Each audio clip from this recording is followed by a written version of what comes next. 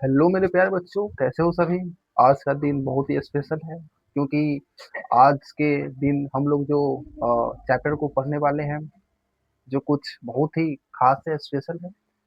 मान लीजिए कि हिंदी अगर बॉडी है, शरीर है, तो हिंदी का जान क्रिया है। कुछ इसी प्रकार के लॉजिक्स के साथ हम लोग आज का क्लास बहुत ही इंटरेस्टिंग तरीके से कवर करने वाले हैं। जैसे कि आप सभी को पता होगा कि हम लोग क्रिया टॉपिक के बारे में चर्चा कर रहे थे।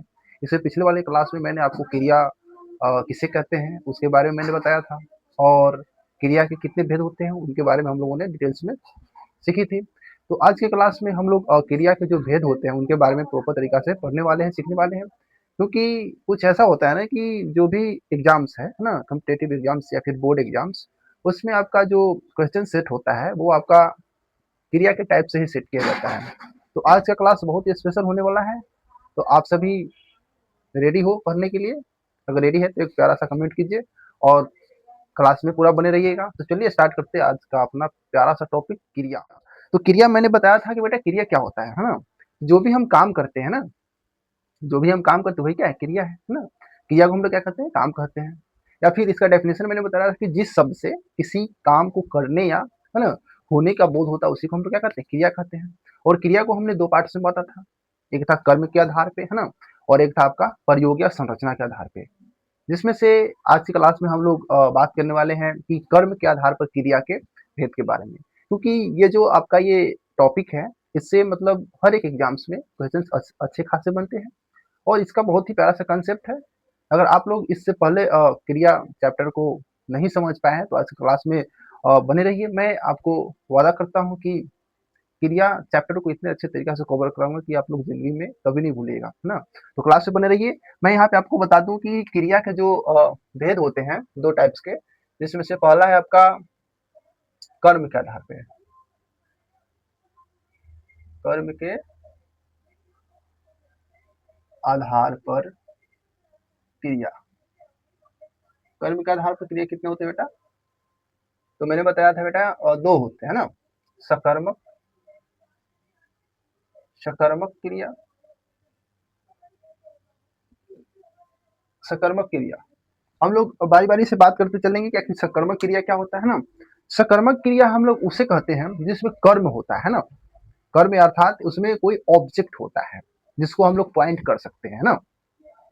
जिसमें कोई ऑब्जेक्ट होता है या वैसा क्रिया जिसमें कोई क्या हो, कर्म पाया जाता है। हाँ, वैसा क्रिया जिसमें कर्म पाया जाता है उसे हम लोग क्या कहते हैं, तो सकर्मक क्रिया कहते हैं। और इसमें आपका कर्म की प्रधानता होती है। सकर्मक क्रिया में कर्म मेन माना जाता है। जैसे हम अगर एग्जाम्पल लेते हैं कि मैं आम खाता हूँ, है ना। मैं आम खाता हूँ। अभी आम का सीजन है ना, गर्मी का मौसम है, तो आम बहुत ही फेवरेट होता है सभी का। तो मैंने एग्जाम्पल लिया आम के ऊपर। जैसे कि मैंने बोला कि मैं आम खाता हूँ, है ना। तो मैं क्या खाया, मैं तो खाने का काम कर रहा हूँ, क्रिया कर रहा हूँ, है ना। लेकिन किस चीज को खाने का काम कर रहा हूँ? तो बोलोगी सर कि सर आपने बोले कि आम खाने का, है ना, आम। तो जो आम है वही क्या है, हमारा कर्म है ना, ऑब्जेक्ट है। नहीं, तो इसका डेफिनेशन कुछ इस प्रकार होता है कि अ, वैसा क्रिया, वैसा क्रिया जिसमें कर्म पाया जाता है। कर्म, कर्म पाया जाता है ना। कर्म पाया जाता है। एक बार नोट में लिख लीजिएगा बेटा कि इसमें कर्म, कर्म की प्रधानता होती है। इसमें कर्म की प्रधानता होती है। एग्जाम्पल की मैं बात कर लूं तो जैसे मैंने बोला कि मैं अ, आम खाता हूं। मैं क्या करता हूं, तो आम खाता हूं, है ना। मैं आपसे पूछूं कि बेटा बताओ यहाँ पे इस सेंटेंस में आखिर क्रिया कौन सा है, क्रिया कौन सा है? तो कहोगे सर इसमें जो काम हो रहा है ना उसी को हम लोग क्या कहेंगे, क्रिया कहेंगे। बहुत अच्छी बात है। तो आप बताओ यहाँ पे किस चीज का काम हो रहा है? तो कहोगे सर खाने का काम हो रहा है ना, खाने का काम हो रहा है। और खाने का काम हो रहा है, ये तो हमारा हो गया क्रिया, है ना, क्रिया हो गया। और बोले क्या चीज खाया जा रहा है बेटा? तो आप बोलोगे सर आम खाया जा रहा है, जो कि हमारा क्या है, यही क्या है, कर्म है। अर्थात ये हमारा सकर्मक है ना, सकर्मक है क्योंकि इसमें क्या है, कर्म पाया जा रहा है ना। तो हमारा क्या हो जाएगा, ये आपका हो जाएगा सकर्मक क्रिया। खाता क्या हो जाएगा, सकर्मक क्रिया। ठीक है, बहुत ही प्यारा सा कंसेप्ट है। अब इसका दूसरा एग्जाम्पल ले, जैसे कि मैं लिखता हूं, मैं कलम से पत्र, मैं कलम से लिखता हूं, मैं कलम से लिखता हूँ। मैं पूछूं बेटा यहाँ पे क्रिया क्या है, तो आप कहोगे सर यहाँ पे तो लिखना क्रिया है। बहुत अच्छी बात है। और हम लिख क्या रहे हैं ना, किस चीज से लिख रहे हैं ना, तो यहाँ पे एक बोला जा रहा है कि सर कलम है ना, कलम से। तो कलम क्या है, हमारा कर्म है ना, कर्म है। और लिखता है क्या हो जाएगा आपका, सकर्मक क्रिया, क्योंकि जिसमें कर्म पाया जाता है वो क्या हो जाता है हमारा, सकर्मक क्रिया, है ना। मैं कलम से लिखता हूँ, है ना, अर्थात जिस चीज से लिख रहे हैं, क्रिया का जो साधन है ना, उसी को हम लोग क्या बोलेंगे, ऑब्जेक्ट बोलेंगे। और जो हमारा क्रिया है उसी को हम लोग सकर्मक क्रिया बोलेंगे। ठीक है। अब मैं आपको बता दूं कि सकर्मक क्रिया जो कि दो भाग में भी बटा हुआ है ना। सकर्मक क्रिया भी आपका दो भाग में बटा होता है, जो कि कुछ इस प्रकार है। सकर्मक क्रिया जो कि आपका फर्स्ट है कि एक कर्मक, एक कर्मक, है ना। और दूसरा आपका द्विकर्मक, द्विकर्मक। इसमें क्या होता है बेटा कि इसमें इसमें केवल इसमें केवल एक कर्म पाया जाता है, इसमें केवल एक कर्म पाया जाता है। और इसमें दो कर्म, दो कर्म पाया जाता है। इसकी एग्जाम्पल की बात कर लूं, जैसे कि मैं बोलता हूं कि मैं पत्र लिखता हूं। इसमें कितने कर्म है, क्या चीज लिखा जा रहा है, तो पत्र यानी कि क्या है, एक कर्मक है, ये वो कर्म है ना। और ये क्या हो जाएगा और लिखता क्या हो जाएगा आपका, एक कर्मक क्रिया, एक कर्मक सकर्मक क्रिया।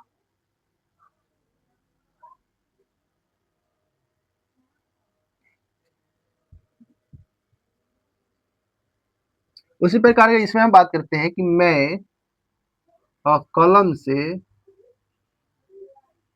पत्र लिखता हूँ। यहाँ तो लिखना क्या हमारा क्रिया है, लेकिन जो पत्र है, कलम है, ये क्या हो जाएंगे, द्विकर्मक, क्योंकि इसमें दो कर्म है, अर्थात ये क्या हो जाएंगे हमारे द्विकर्मक क्रिया, द्विकर्मक क्रिया। तो ये हमारे क्या है, सकर्मक क्रिया इन दो पार्ट में बटे होते हैं, जो कि बहुत ही सिंपल, एक है एक कर्मक क्रिया और दूसरा आपका द्विकर्मक। एक कर्मक में क्या होता है कि इसमें केवल एक ही ऑब्जेक्ट पाया जाता है, एक ही कर्म होता है। जैसे कि मैंने यहाँ पे एग्जांपल के थ्रू आपको बताने की कोशिश किया कि मैं पत्र लिखता हूँ, है ना। इसमें कितने कर्म है, तो एक है, सिर्फ पत्र, है ना।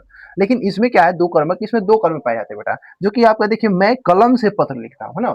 दो दो कर्म है ना, कलम और पत्र, ठीक है। और लिखना तो आपका द्विकर्मक क्रिया है। तो ये हमारे सकर्मक क्रिया, जो कि जिसमें सकर्मक क्रिया में क्या होता है कि उसमें कर्म पाया जाता है, कर्म की प्रधानता होती है। और ये दो पार्ट में बचे होते हैं, जो कि एक कर्मक क्रिया और दूसरा है द्विकर्मक क्रिया। एक कर्मक क्रिया में क्या होता है कि उसमें केवल एक कर्म पाया जाता है, और द्विकर्मक क्रिया में दो कर्म पाए जाते हैं। बहुत ही प्यारा सा इजी कॉन्सेप्ट है। बस आप लोग क्लास में बने रहिए। मैं आपको वादा करता हूँ कि बहुत ही आसान तरीका से मैं आपको क्रिया चैप्टर को फिनिश कराने वाला हूँ, क्योंकि मैंने बोला कि अगर हिंदी, अगर जान क्या है, बॉडी है, शरीर है, तो शरीर की जान है क्या, क्रिया। इसलिए तो जान को मतलब यूं ही थोड़ी जाने देंगे हम, हाँ। तो उसको संभाल के रखना है, और जान है तो उसको बहुत ही केयर करके रखना है। इसलिए मैं क्रिया चैप्टर को बहुत ही अच्छे तरीके से मैं आपको समझाने वाला हूँ। क्लास में आप लोग बस बने रहिए। उसके बाद आपका 2 नंबर है कि अकर्मक क्रिया, है ना। अकर्मक, सकर्मक के बारे में हम लोग जान चुके हैं। अब हम लोग अकर्मक के बारे में जानेंगे। अकर्मक क्रिया, ये उसके विपरीत होता है सकर्मक के, कि वैसा क्रिया जिसमें कर्म नहीं पाया जाता है। क्या होता है बेटा? तो उसमें कर्म नहीं पाया जाता है। और एक बात नोट में लिख लीजिएगा, जो भी मैं नोट लिखवाता हूँ उसका आप लोग ध्यान में रखिएगा कि इसमें क्या होता है ना, इसमें आपका कर्ता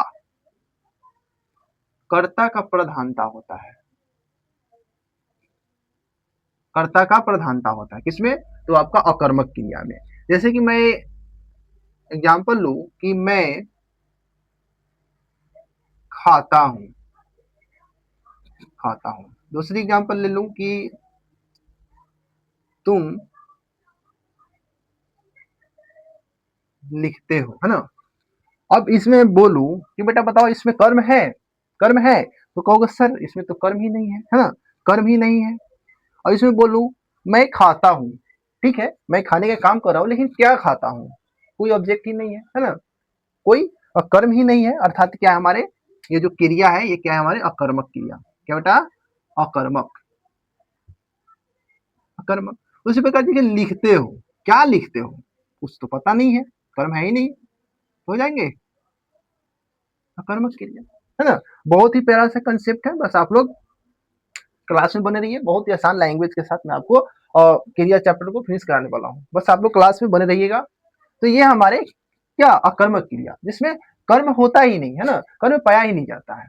ठीक है, आपको एक ब्रह्मास्त्र देने वाला हूँ जो कि सकर्मक और अकर्मक क्रिया को पहचानने की बहुत बड़ा एक अस्त्र है, शस्त्र है, जो कि मैं आप लोगों को आज दीक्षा में देने वाला हूँ, है ना। तो आप लोग बहुत ही अच्छे तरीका से देखिए क्या है ब्रह्मास्त्र, है ना, कि सकर्मक और अकर्मक क्रिया को हम लोग यूं ही पहचान लेंगे, देखते मात्र ही पहचान लेंगे, नजरिया से नजरिया मिलाएंगे, हमको पता चल जाएगा कि आखिर उसका नजरिया क्या कह रहा है ना, कि उसका इरादा क्या है, वो कर्म करेगा या फिर नहीं करेगा। तो आप लोग बने रहिए, बहुत ही प्यारा सा ट्रिक है जिसका आप लोग हेडिंग बना लीजिएगा कि सकर्मक और अकर्मक, अकर्मक की पहचान, है ना, जो कि ट्रिक है, ट्रिक है जो कि हमारे ब्रह्मास्त्र की तरह काम करेगा।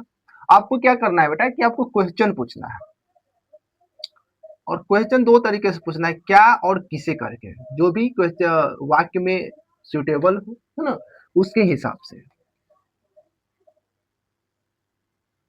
अगर आप क्वेश्चन पूछते हो तो उसका आंसर आता है ना, आंसर आता है जो कि आपका कर्म, ऑब्जेक्ट में ही आंसर आएगा। अगर कर्म है, कर्म है ना,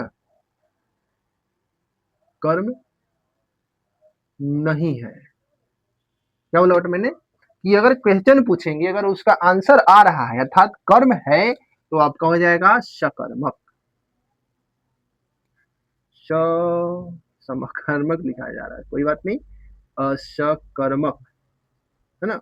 अगर कर्म नहीं है क्या हो जाएगा, अकर्मक, अकर्मक। जैसे अगर हम एग्जाम्पल की बात करें कि मैं अ, किताब पढ़ता हूँ, ठीक है बेटा, क्या है कि मैं किताब पढ़ता हूँ। आप लोग बहुत ही इम्पोर्टेंट मैं आप लोगों को ये ट्रिक बताने वाला हूँ जो कि आपको हर एक एग्जाम्स में काम आएंगे, खास करके आप लोगों को कंपटीशन के एग्जाम्स में काम आने वाला है ना। बोर्ड एग्जाम तो बहुत ही छोटी बात है। तो आप लोग क्लास में बन रही है, बहुत ही अच्छा ये ट्रिक है, ब्रह्मास्त्र की तरह है, मैंने आपको पहले ही बोल दिया। तो आप लोग समझने की कोशिश कीजिएगा, वादा करते हैं आप लोग सकर्मक और अकर्मक में तो कभी भी नहीं आप लोग फंसेंगे, देखते मात्र ही कर लेंगे। मैंने क्या बोला बेटा कि आपको क्वेश्चन दिया रहेगा, आपको, है ना, आपको कोई भी सेंटेंस दिया रहेगा, उसमें आपको दो तरीके से क्वेश्चन पूछना है। क्या करना है बेटा, तो दो तरीके से क्वेश्चन पूछना है। दो तरीका कौन कौन सा है, जो कि हमारा क्या है और किसे है, क्या और किसे लगा के हम आपको क्वेश्चन क्या करना है, अराइज करना है। अब जैसे कि आपका पूछा क्वेश्चन दिया हुआ है कि मैं किताब पढ़ता हूँ, है ना, तो आप यहाँ पे अप्लाई करो कि मैं क्या पढ़ता हूँ, है ना, पूछो अपने आप से खुद कि मैं क्या पढ़ता हूँ, हाँ, मैं किसे पढ़ता हूँ। सबसे बेटर क्या है, क्या पढ़ता हूँ। तो आंसर क्या आएगा, मैं क्या पढ़ता हूँ। जैसे कि मैं प्रश्न पूछा है ना, जैसे कि मैं यहाँ पे लिख देता हूँ, क्वेश्चन पर लिख दिया कि मैं क्या पढ़ता हूँ। तो आंसर क्या आएगा, आंसर क्या आएगा कि मैं किताब पढ़ता हूँ, है ना।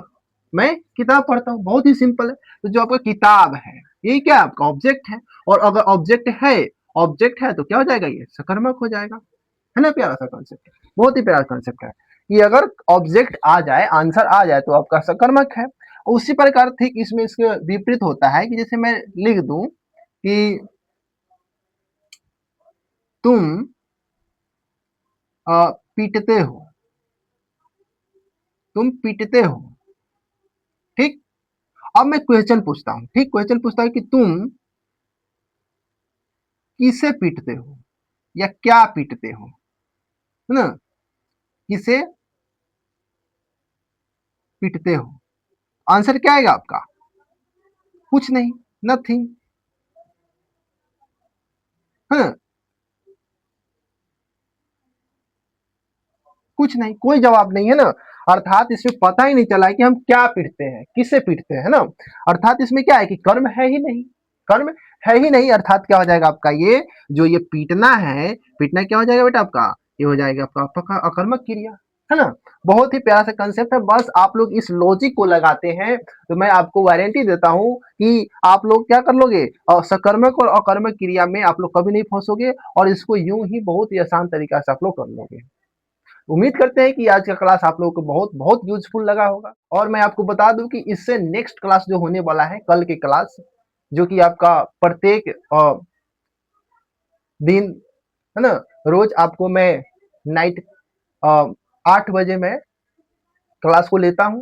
तो आप लोग इससे नेक्स्ट क्लास यानी कल वाले क्लास को लेना ना भूलिएगा, क्योंकि ये कर्म के आधार पे मैंने आपको आज की क्लास में बताया, और उसमें प्रयोग और संरचना के आधार पे, जो कि वो भी बहुत ही इंपॉर्टेंट है, खास करके कंपटीशन वालों के लिए। तो आप लोग क्लास को लेना मत भूलिएगा। और आप लोग मेरे चैनल पे नए आए हैं तो चैनल को सब्सक्राइब कीजिए, और इसी प्रकार हिंदी ग्रामर के टॉपिक्स को बहुत ही आसान तरीका से इस चैनल पे आप लोग को सीखने को मिलेगा।